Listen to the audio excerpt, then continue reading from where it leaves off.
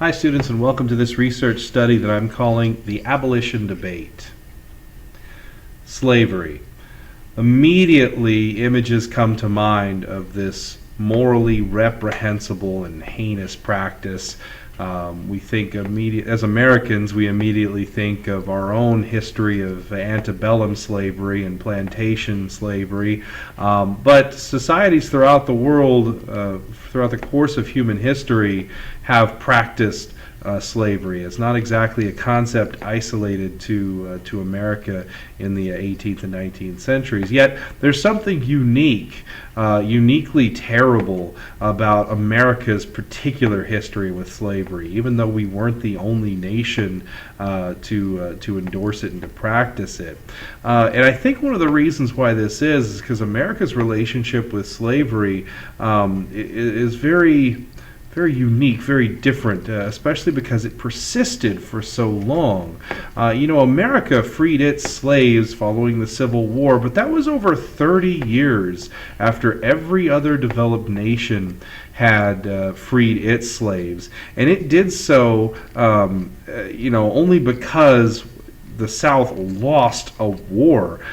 Even many years before this time, in the late 18th century, nations like Britain and France were making arrangements to free their slaves, yet America was still bitterly, or at least a part of America, was still bitterly holding on to its slave-based society all the way up to the end of the Civil War in 1865.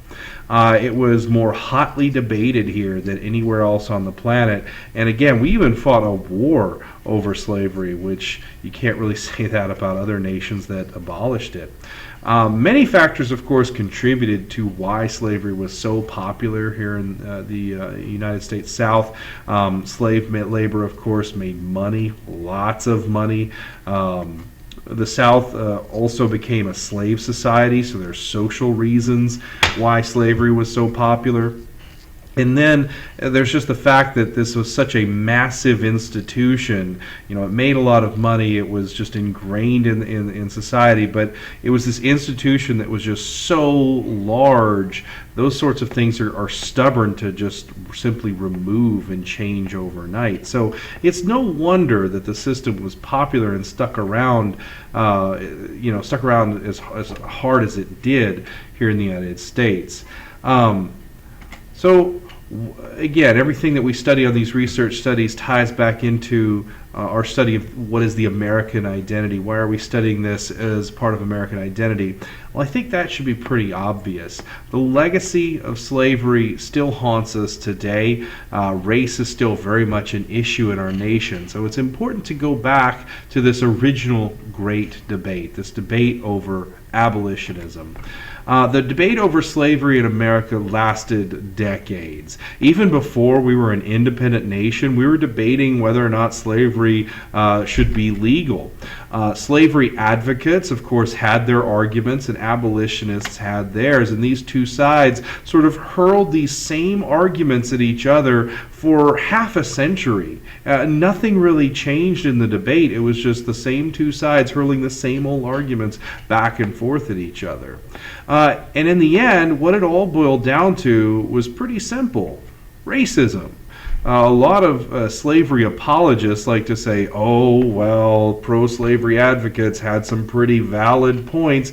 Well, yeah, their points may have been valid, but as you'll see reading through some of the pro-slavery documents I've pulled for this research study, while their logic may have been sound, their premises were very much flawed because their premises were steeped in racist ideas. Yeah, we always hear that economics played a big role in the slavery debate. Politics played a role. Of course, there was the persistent threat of the South disbanding the Union. But really, the slavery debate was all about the valuation of one race of people compared to another race of people, and the way one race of people felt themselves superior to another race of people. So keep this in mind. All arguments that are made in favor of slavery are steeped in racism. No matter how logical they may sound, the premises are steeped in racism, which makes them decidedly untruthful. So what I've pulled for you here, got 6 documents for you, starting with Frederick Douglass's The Hypocrisy of American Slavery, which is a speech he delivered on the anniversary of American independence. Then I've got a pro-slavery argument for you, Richard Furman's famous Exposition on the View of Baptists. Follow that with William Lloyd Garrison's No Compromise with Slavery. William Lloyd Garrison was perhaps the best known abolitionist. Follow that with a couple of pro-slavery texts, The Mudsill Theory by James Henry Hammond, which was a speech he delivered before the United States Senate, and then an essay on the natural history of mankind by Dr. Josiah Nott, which is sort of a biological examination of the superiority of the white race. I'm not going to lie, it's a little disturbing, and if it disturbs you, then good. That means that you're a moral person. Finally, we're going to end up with another document from an abolitionist, Ernestine L. Rose's address on the anniversary of West Indian emancipation. So, yeah, I want to reiterate again, some of these documents may be disturbing, they may be upsetting, but it's still very important to read these terribly racist things, just to understand what this time period looked like, and to understand a little bit better about rhetoric, which is what we're deeply involved in studying right now. So pay very careful attention to the rhetoric that each side's use, the arguments that each side employs, and enjoy this research study over the abolition debate.